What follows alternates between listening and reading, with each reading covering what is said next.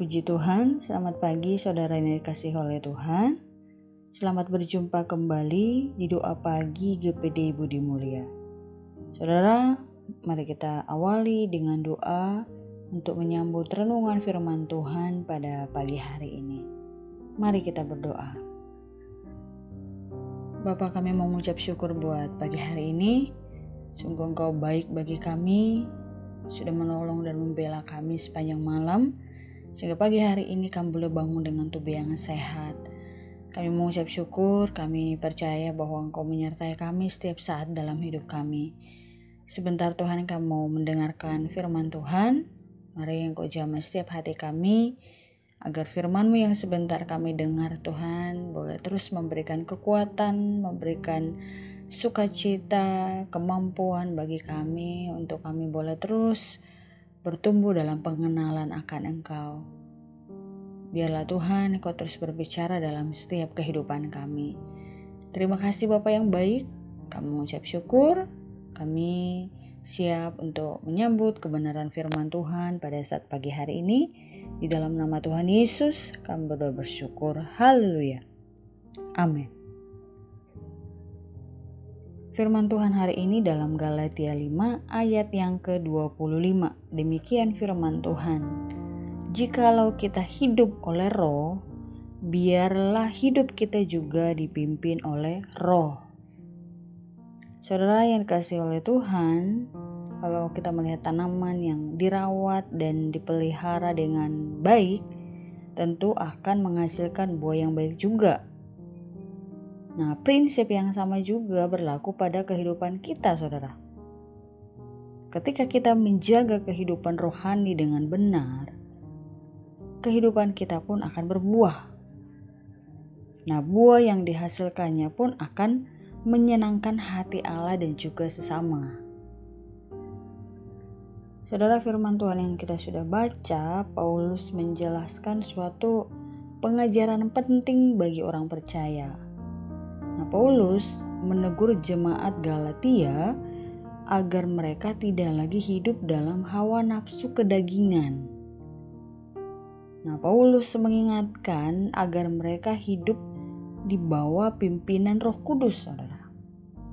Nah, sebab ketika hidup dalam kedagingan, jemaat Galatia hanya akan menghasilkan berbagai perbuatan dosa yang tentu tidak berkenan kepada Allah. Namun, jika mereka hidup dipimpin oleh Roh, maka hidup mereka akan menghasilkan buah. Nah, itu kita bisa baca dalam ayat yang ke-22 sampai ayat yang ke-23. Saudara yang kasih oleh Tuhan, ketika jemaat Galatia memilih hidup dalam Kristus, mereka harus bersedia meninggalkan hawa nafsu kedagingannya. Nah, mereka mesti bersedia hidup dipimpin oleh Roh Kudus. Jadi mereka tidak bisa memilih untuk tetap percaya kepada Kristus, tetapi hidup berkubang dalam dosa. Nah, jadi pilihan mereka hanya ada dua, yaitu hidup dalam kedagingan dan menuai kebinasaan akan hidup mereka. Atau yang kedua adalah hidup dipimpin oleh Roh Kudus, serta menghasilkan buah roh dalam hidup mereka. Tentu dalam hal ini Paulus mendorong mereka agar hidup dipimpin oleh Roh Kudus supaya mendapat bagian dalam kerajaan Allah. Nah, saudara, ayat ini juga berlaku bagi kita saat ini. Nah, setelah percaya kepada Kristus, kita tidak bisa lagi hidup dalam dosa. Nah, kita harus hidup dalam pimpinan Roh Kudus. Nah, itu artinya kita punya kerinduan untuk mendengar dan memelihara firman-Nya setiap hari dalam hidup kita. Nah, kita bersedia untuk selalu mentaatinya dan peka membedakan antara hasrat pribadi dan kehendak Tuhan, saudara. Saudara yang dikasihi oleh Tuhan, ketika hidup kita dipimpin oleh Roh Kudus, maka firman-Nya akan memenuhi pikiran kita, saudara. Jadi semua tindakan kita bukan lagi dikendalikan oleh hawa nafsu atau kedagingan kita, tetapi didorong oleh kasih Kristus. Saudara, menjadi orang Kristen atau menjadi orang percaya tidaklah cukup hanya percaya kepada Tuhan Yesus, beribadah ke gereja, atau turut terlibat dalam pelayanan. Tapi saudara, kita juga harus mau hidup dipimpin oleh Roh Kudus. Nah, kalau tidak, kita akan berjalan dengan mengandalkan kemampuan dan kekuatan sendiri. Dan selama kita mengandalkan kekuatan sendiri, nah kita pasti akan gagal dalam menjalani hidup kekristenan kita. Nah, jadi betapa pentingnya untuk kita memberi diri kita untuk dipimpin oleh Roh Kudus supaya dapat mengendalikan seluruh kehidupan kita. Karena kita masih hidup di dalam daging, saudara. Jadi kalau kita tidak melibatkan Tuhan dalam setiap kehidupan kita, maka lambat laun juga hidup kita akan sama dengan orang-orang yang belum mengenal Tuhan. Hidup dalam hawa nafsu, hidup dalam kedagingan, hidup semaunya sendiri, saudara.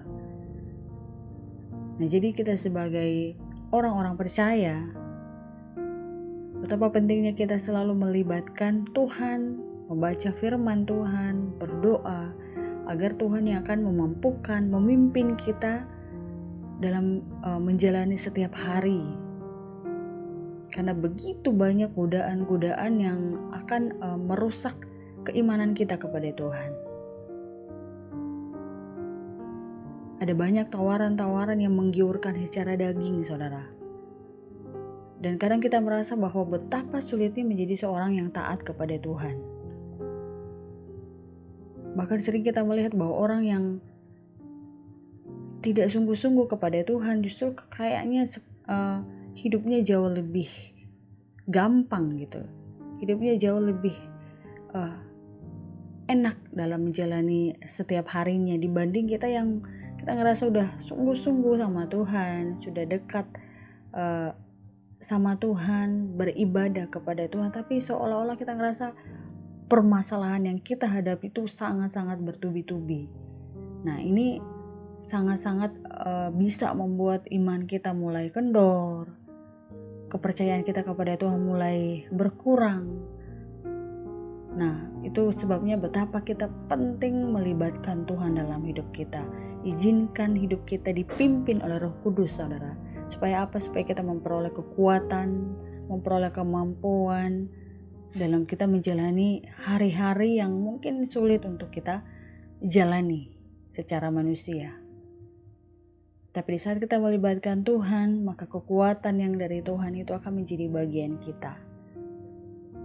Jadi jangan pernah kita mengandalkan kekuatan sendiri. Sekalipun kita sudah rajin ke gereja, bahkan sudah mengambil bagian dalam pelayanan. Karena tanpa kita sadari, maka kita semakin hari akan mengalami kelemahan iman kalau kita mengandalkan kekuatan sendiri. Artinya saudara, di saat kita mau dipimpin oleh Roh Kudus, dengan sadar kita menundukkan diri kita kepada kehendak Tuhan. Jadi bukan mengandalkan kehendak kita, tapi benar-benar berserah pada kehendak Tuhan. Nah, bagaimana kita tahu bahwa kita sedang dipimpin oleh Roh Kudus? Nah, yaitu ketika kita mulai hari demi hari dengan doa dan menerapkan firman Tuhan dalam hidup kita sehari-hari. Sebab salah satu pekerjaan Roh Kudus adalah kita bisa baca itu di dalam Yohanes 14 ayat yang ke-26. Di sana firman Tuhan berkata, tetapi penghibur yaitu Roh Kudus yang akan diutus oleh Bapa dalam namaku, dialah yang akan mengajarkan segala sesuatu kepadamu dan akan mengingatkan kamu akan semua yang telah kukatakan kepadamu. Nah, jadi saudara, hidup dalam pimpinan Roh Kudus berarti kita bersedia dikoreksi, bersedia ditegur, dan bersedia diarahkan oleh firman Tuhan apabila langkah kita mulai menyimpang dari firman Tuhan. Dan firman Tuhan itu akan menjadi alarm buat kita, pengingat. Jadi di saat kita melangkah sudah tidak sesuai dengan kehendaknya Tuhan, maka firman itu akan mengingatkan kita kembali. Kenapa? Karena kita sudah melibatkan Tuhan untuk memimpin kehidupan kita. Jadi tidak semaunya kita, saudara. Kadang kita merasa bahwa itu benar, tapi ternyata belum tentu itu sesuai dengan apa yang Tuhan kehendaki. Jadi kalau kita sudah mengawali setiap hari dengan doa, mengawali setiap hari dengan mendengarkan renungan firman Tuhan atau membaca firman Tuhan, maka firman Tuhan itu akan hidup dan itu akan terus menolong kita untuk melakukan yang berkenan, yang menyukakan hati Tuhan, saudara yang dikasihi oleh Tuhan. Nah, kalau hidup kita sudah dipimpin oleh Roh Kudus, maka hidup kita akan memiliki kepekaan rohani. Nah, karena itu mari kita berikan keleluasaan gerak ya kepada Roh Kudus untuk memimpin hidup kita hari demi hari, saudara. Dan Tuhan kiranya memampukan, menolong kita untuk melakukan setiap firman Tuhan dalam hidup kita. Mengizinkan Tuhan berkarya lebih hebat lagi, lebih dahsyat lagi dalam hidup kita. Supaya apa, saudara? Supaya Tuhan melakukan pemulihan demi pemulihan atas setiap kehidupan kita. Jadi kalau kita ngerasa sudah mulai mengalami penurunan iman kita, keyakinan kita, mari kita mulai kembali datang kepada Tuhan. Libatkan Tuhan dalam setiap perencanaan kita, libatkan Tuhan dalam setiap hidup kita, apapun itu, maka Tuhan yang akan berkehendak, maka Tuhan yang akan terus turun tangan, ikut mengambil alih dalam setiap keputusan-keputusan besar yang akan kita lakukan dalam hidup kita. Tuhan kiranya menolong dan memberkati kita dalam menjalani sepanjang hari ini, saudara. Mari kita berdoa. Bapa yang baik, kami mengucap syukur karena Tuhan sudah menolong kami sampai hari ini.